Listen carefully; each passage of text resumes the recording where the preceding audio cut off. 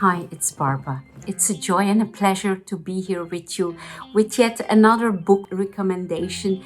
And today I have a book that I read, I think, more than 20 years ago, and which is written by one of my biggest role models, by one of the people who have inspired me most throughout my lifetime, and that is the Dalai Lama. And I will read you an excerpt of a book he wrote, The Power of Compassion. And his focus on compassion, his focus on empathy, his focus on kindness is powerful, not only powerful. He has been doing that for, 30, 40, 50 years now. And he has sensed so deeply how unbalanced humanity is, with the lack of compassion, with the lack of kindness, with the lack of love, like the lack of empathy. And these past years, we have really come to realize that he was right the entire time. And I want to read you an excerpt which I think is important to see the difference between what love in a spiritual, unconditional way and the more romantic love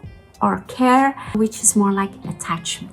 So the Dalai Lama says, your love and compassion for your friends is in many cases attachment. The feeling doesn't come from the realization that all beings have the right to be happy. It rather stems from the idea, this is mine, it is mine, my friend, my family, my country. And that is attachment. When that other person's attitude towards you changes, your sense of familiarity, your sense of comfort drops. On the path of compassion, you develop care for others, regardless of their attitude towards you. I will repeat that sentence. On the path of compassion, you develop care for others, regardless of their attitude towards you. That's a huge one. We have not been taught that, nor in school. Maybe you were lucky enough to have parents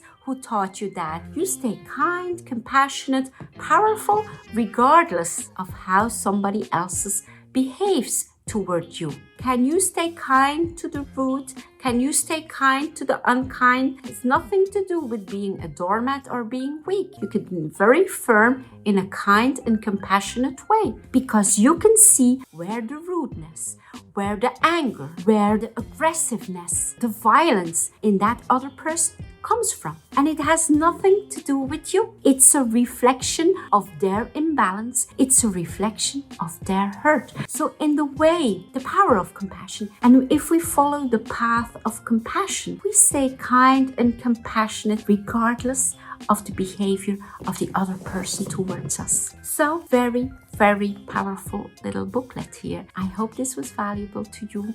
Love you and see you next week. Bye-bye.